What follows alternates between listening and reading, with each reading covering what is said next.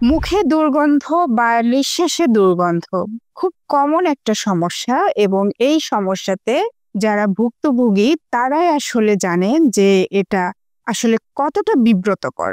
Social gathering এ বা বন্ধু বান্ধবের মাঝে প্রিয়জনের সাথে একান্ত সময় কাটানোর সময় অনেকেই কিন্তু এই জিনিসটা নিয়ে ইনসাল্ট হন এবং এটার জন্য নিজেকে গুটিয়ে নেন এবং সাইকোলজিক্যালি কিন্তু এটা অনেক প্রভাব ফেলে। তো আজকের এই ভিডিওতে আমি আপনাদের সামনে মূলত মুখে দুর্গন্ধ হওয়ার যে কমন কারণগুলো সেটার ব্যাপারে আলোচনা করব এবং অবশ্যই আমি চেষ্টা করব মুখের দুর্গন্ধের এই সমস্যাগুলো থেকে আপনারা নিজেকে বের করে নিয়ে আসতে পারেন সেই ব্যাপারেও কিছু দিক নির্দেশনা দেওয়ার। সুধী দর্শকবৃন্দ, আসসালামু আলাইকুম। আমি ডক্টর লাবণী।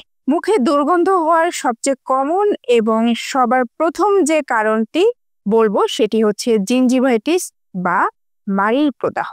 আমরা জানি যে আমরা যে খাবার গ্রহণ করি সেই খাবারগুলোর একটা আস্তর কিন্তু আমাদের দাঁতের উপরে পড়ে যায়, যেটাকে আমরা প্লাক বলি, যেটা কিনা 24 ঘন্টার মধ্যে ব্রাশ করে পরিষ্কার না করা হয় তাহলে এটি শক্ত হয়ে যায়, শক্ত হয়ে একটা আস্তরের মতো তৈরি করে, যেটাকে আমরা ক্যালকুলাস বলি এবং এই আস্তরটি কিন্তু ধীরে ধীরে পাথরের মতো শক্ত একটা আবরণ তৈরি করে ফেলে, যেটা কিনা একজন ডেন্টাল সার্জনের কাছে গিয়ে আপনাদেরকে স্কেলিং পলিশিং এর মাধ্যমে দূর করে নিতে হয়।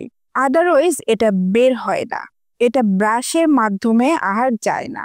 এই পাথরের মধ্যে কিন্তু লক্ষ লক্ষ জীবাণু থাকে এবং এই জীবাণুগুলো ওখানে কলোনি করে রাখে এবং মাড়ির মধ্যে প্রদাহ সৃষ্টি করে, যার ফলশ্রুতিতে কিন্তু মুখে দুর্গন্ধ হয়, মাড়ি থেকে রক্ত আসে, দাঁত শিরশির করে। এই ধরনের বেশ কিছু সমস্যা দেখা যায়।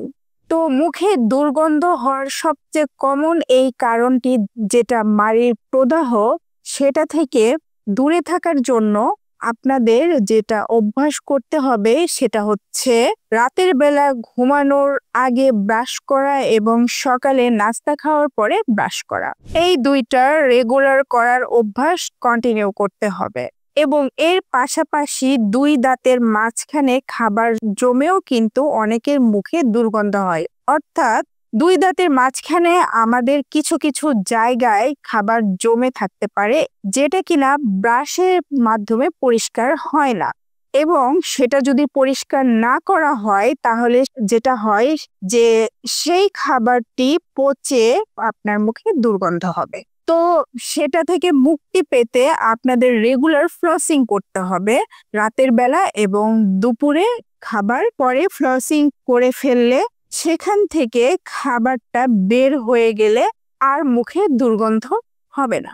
মুখে দুর্গন্ধ হওয়ার দ্বিতীয় যে কারণটি বলবো সেটা হলো আমাদের জিহ্বার পিছনে দিকে কিন্তু খাবারের একটা আস্তরণ পড়ে যায়, যে আস্তরণটা অনেকেই আমরা ব্রাশ করার সময় পরিষ্কার করি না এবং এটি পরিষ্কার না করা হলে কিন্তু এর মাধ্যমে অনেক জীবাণু সংক্রমণ করে এবং এখানে যে খাদ্যকণা লেগে থাকে সেগুলোর সাথে ব্যাকটেরিয়া মিশে ওই জায়গায় সালফার প্রডিউস করে এবং মুখে দুর্গন্ধের একটা কারণ হয়।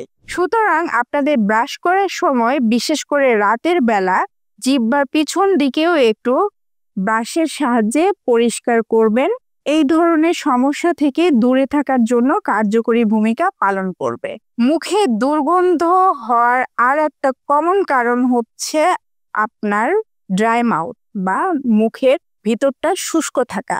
আপনারা জানেন যে আমাদের মুখের ভিতরে যে লালা আছে, এই লালার একটা প্রধান কাজ হচ্ছে আমাদের মুখের ভিতরটা কন্টিনিউয়াস ফ্ল্যাশ আউট করে, অর্থাৎ পরিষ্কার রাখে। মুখে যদি লালার পরিমাণ কমে যায় তাহলে মুখের ভিতরে যে খাদ্যকণা এগুলো লেগে থাকে এবং এগুলো ফ্ল্যাশ আউট হয় না এবং মুখের ভিতরে একটা দুর্গন্ধ সৃষ্টি করে। তো এই ধরনের একটা এনভায়রনমেন্টে কিন্তু ব্যাকটেরিয়াও অনেক বেশি বংশবিস্তার করতে পারে এবং মুখের ভিতরে বিভিন্ন ধরনের সমস্যা ও ক্যারিস বা জিঞ্জিভাইটিস এগুলোর প্রকোপও অনেক বেড়ে যায়। মুখের ভিতরটা ড্রাই হওয়া বা লালার পরিমাণ কমে যাওয়াটারও আসলে অনেকগুলো কারণ রয়েছে। তার মধ্যে বেশ কিছু রোগের জন্য যেমন এটা হতে পারে, বেশ কিছু মেডিসিনের জন্য এটা হতে পারে, আবার কিছু হ্যাবিটের কারণেও হতে পারে। আবার অনেকে আমরা মাস্ক পরে থাকি, এই মাস্ক পরার জন্যও কিন্তু আমাদের মুখের ভিতরটা শুষ্ক হয়ে যায়, কারণ বাতাস যেহেতু সার্কুলেশন হচ্ছে না, আমাদের মুখের ভিতরে একটা শুষ্ক আবহাওয়া তৈরি হচ্ছে। এটার জন্য কিন্তু আমাদের মুখের ভিতরটা একটা দুর্গন্ধ সৃষ্টি হয়। এবং আপনারা দেখবেন যে এমন অনেক মানুষ আছে যারা আগে কখনো এ ধরনের দুর্গন্ধের সমস্যায় ভোগে নেই, কিন্তু এই মাস্ক পরার কারণে মুখে দুর্গন্ধের কমপ্লেইন করছে, বিশেষ করে করোনা আসার পর থেকে।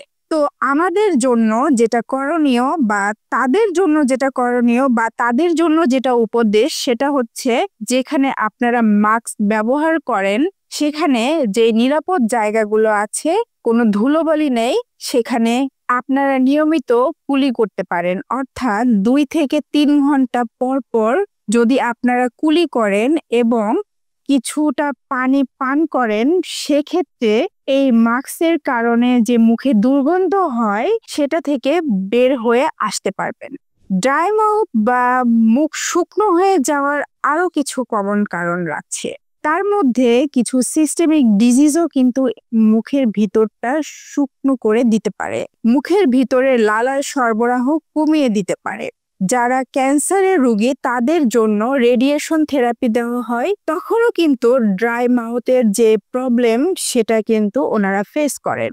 এছাড়া আমরা কিছু মেডিসিন গ্রহণ করি, বিশেষ করে অ্যালার্জির ওষুধ, তারপর আমরা যে কমনলি গ্রহণ করি যেমন ধরেন গ্যাস্ট্রিকের ওষুধ, হাইপারটেনশনের কিছু ওষুধ আছে, অ্যান্টি ডিপ্রেসেন্ট কিছু ড্রাগ আছে। এই ড্রাগগুলো কিন্তু আমাদের মুখ শুষ্ক করে দিতে পারে। এবং ড্রাই মাউথের আসলে চিকিৎসা রয়েছে। আপনার যদি ড্রাই মাউথের সমস্যা থেকে থাকে, সেক্ষেত্রে আপনি একজন চিকিৎসকের শরণাপন্ন হন এবং সেটার জন্য যা করণীয় সেই ব্যাপারে আপনি জানতে পারবেন। মুখে দুর্গন্ধ হওয়ার আর একটা কমন কারণ হচ্ছে মুখের ভিতরে আমরা যে সমস্ত ফিলিং করি অথবা কৃত্রিমভাবে যে দাঁত লাগাই, সেটা পার্শিয়াল ডেঞ্চার হোক অথবা ব্রিজের মাধ্যমে হোক, সেগুলো যদি ত্রুটি থাকে, যেমন ধরেন আপনারা যে ডেঞ্চার ব্যবহার করেন আলগা দাঁত খোলা লাগানো, এটার ফাঁকে যদি গ্যাপ বেশি থাকে এবং খাবার ঢুকে থাকে, সেক্ষেত্রে সেটা যদি পরিষ্কার না করা হয় তাহলে কিন্তু মুখে দুর্গন্ধ হবে। অথবা একটা ফিলিং করা হয়েছে, সেই ফিলিং এর মার্জিনে গ্যাপ রয়ে গেছে, সেই গ্যাপের মধ্যে খাবার জমে থাকে, সেখান থেকেও মুখে দুর্গন্ধ হবে। এসব কারণে কিন্তু মুখে দুর্গন্ধ হয়। এর পাশাপাশি অনেকের আক্কেল দাঁত পার্শিয়ালি যখন ওঠে তখন 2 দাঁতের মাঝখানে যদি গ্যাপ থাকে, দাঁতটি যদি নর্মালি না ওঠে বাঁকাভাবে ওঠে, অথবা যদি দেখা যায় যে দাঁতের উপরে অর্ধেকটা অংশ জুড়ে আপনার মাড়ি রয়েছে, অর্ধেকটা উঠেছে, সেই গ্যাপের মধ্যে খাবার ঢুকে, সেখান থেকেও কিন্তু মুখে দুর্গন্ধ হতে পারে। মুখে দুর্গন্ধ হওয়ার জন্য কিছু কিছু খাবারও দায়ী। আমরা যে খাবারগুলো গ্রহণ করি তার মধ্যে কিছু কিছু খাবার রয়েছে যে খাবারগুলো অনেক বেশি ঝাঁঝালো গন্ধযুক্ত এবং যেটার স্মেল বা গন্ধ অনেক সময় ধরে আমাদের মুখের ভিতরে থেকে যায়। যেমন ধরেন রসুন অথবা পেঁয়াজ, এই ধরনের খাবারগুলো যখন আমরা খাই তখন এগুলো থেকে একটা গন্ধ আমাদের মুখের ভিতরে থেকে যায়। আবার অনেকে স্মোকিং এর হ্যাবিট আছে, স্মোকিং এর হ্যাবিট যাদের আছে তাদের কিন্তু স্মোকিং এর কারণে মুখে দুর্গন্ধ হয় এবং মুখের পাশাপাশি ওনাদের কিন্তু শরীরেরও বিভিন্ন ক্ষতি হয়। আপনারা যারা স্মোকিং করেন তারা স্মোকিং ত্যাগ করতে পারলে সব থেকে ভালো। আর পাশাপাশি যারা রসুন বা পেঁয়াজ এই ধরনের খাবারের পরে যে মুখে দুর্গন্ধ হয় সেটা থেকে মুক্ত পেতে চান, তারা এগুলো খাবার পরে ভালো করে কুলি করে ফেলা এবং ভালো করে ব্রাশ করে ফেলার মাধ্যমে আপনারা এই গন্ধগুলো থেকে নিজেদেরকে মুক্ত করতে পারবেন। ইদানিংকালে কিন্তু আমরা বিভিন্ন ধরনের ডায়েট কন্ট্রোল করি, কিটো ডায়েট, লো কার্বোহাইড্রেট ডায়েট। এই ধরনের ডায়েট গুলো কিন্তু মুখে দুর্গন্ধের একটা কারণ হতে পারে। কারণ লো কার্বোহাইড্রেট ডায়েটে যেটা হয় যে আমাদের শরীরে বা কিটো ডায়েটের জন্য যেটা হয় যে অতিরিক্ত পরিমাণে কিটো ডায়েট করলে আমাদের শরীরে কিটোনের পরিমাণ বেড়ে যায়, যেটা কিনা মুখের মধ্যে একটা আলাদা ধরনের স্মেল তৈরি করে। এবং লো কার্বোহাইড্রেট ডায়েটের ক্ষেত্রেও এই ধরনের হয়। ডায়েটের কারণে যে মুখে দুর্গন্ধ হয় সেটা থেকে বের হয়ে আসতে হলে আসলে আপনি পরবর্তীতে যখন ডায়েট কন্ট্রোলটা কমিয়ে দিবেন বা এই ধরনের ডায়েট থেকে বের হয়ে আসবেন, তখন অটোমেটিক্যালি আপনারা এই সমস্যা থেকে মুক্তি পেয়ে যাবেন। এর পাশাপাশি কিছু সিস্টেমিক ডিজিজ, অর্থাৎ আমাদের শরীরে কিছু ডিজিজের কারণে, অর্থাৎ মুখের ভিতরে আপনার সবকিছু ওকে আছে, মুখের ভিতরে আপনার কোনো প্ল্যাক জমে থাকছে না, আপনি ঠিকমতো ব্রাশ করছেন, ফ্লসিং করছেন, তারপরও দেখা যায় যে অনেকেরই কিন্তু মুখে দুর্গন্ধ হয়। এবং এটার জন্য আসলে আপনার সিস্টেমিক ডিজিজ দায়ী থাকে। অর্থাৎ আপনার কিডনির রোগ যদি থাকে, আপনার যদি শ্বাসতন্ত্রের কোনো সমস্যা থাকে, আপনার লিভারে যদি কোনো ডিজিজ থাকে, এগুলোর বহিঃপ্রকাশ হিসেবেও কিন্তু আমাদের মুখে দুর্গন্ধ হতে পারে। সুতরাং আপনারা যদি আপনাদের মুখের ভিতরের সমস্ত জিনিসগুলো ওকে করে ফেলার পরেও দেখেন যে মুখের দুর্গন্ধ যাচ্ছে না বা নিঃশ্বাসের দুর্গন্ধ যাচ্ছে না, সেক্ষেত্রে আমাদের পরামর্শ হবে যে একজন মেডিসিন বিশেষজ্ঞের শরণাপন্ন হয়ে আপনার সিস্টেমিক আর কোনো সমস্যা রয়েছে কিনা সেটা এক্সক্লুড করা, এবং সেটার মাধ্যমে আপনি এই সিস্টেমিক কারণে যদি সমস্যা হয়ে থাকে সেটা থেকে বের হয়ে আসতে পারবেন ইনশাল্লাহ। দর্শক, আশা করি এই ভিডিওর মাধ্যমে কিছুটা হলেও আপনারা মুখে দুর্গন্ধের কারণগুলো জানতে পেরেছেন এবং কমন কারণগুলো থেকে কিভাবে নিজেদেরকে দূর করবেন সেটা সম্পর্কেও কিছুটা ধারণা পেয়েছেন। ভালো থাকবেন, সুস্থ থাকবেন। আল্লাহ হাফেজ।